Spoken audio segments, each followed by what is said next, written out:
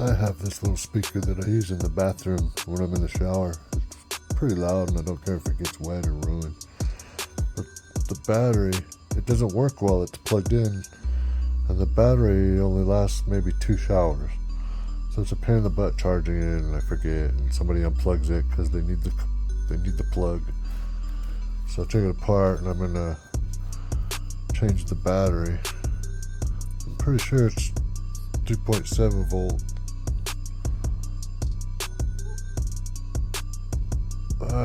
Yeah, 3.7 says down there. So I'm gonna put a bigger battery in there so it'll last like 20 times longer. But what the hell is this, I wonder?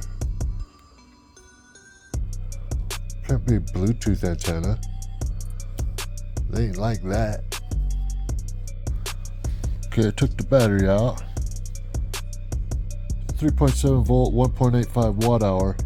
That's like 500 500 milliamp hour. So I always save all my old cell phones and all the batteries and stuff out of them. I found this that I was using for an RC car. I was using it to power headlights. It's got that, I think that's called a JST connector. It's pretty common.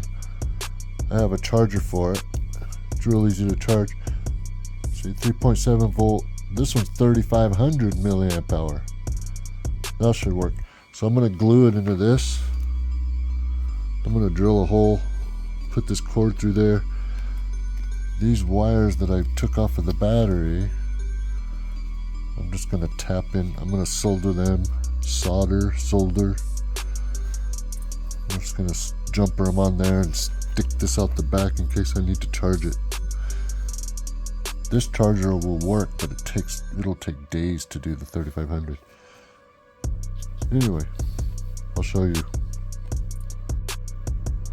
Alright, there it is. I didn't want to tape it or anything, so I just hot glued where I soldered the splices in there.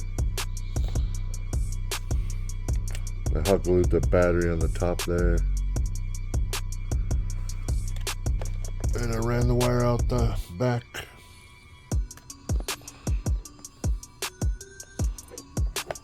See if it works.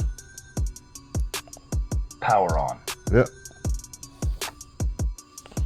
So if you have a cheap Bluetooth anything, or most everything runs on a 3.7 battery, 3.7 volt battery, you can usually take things apart and find space for a bigger battery. I've done this a lot.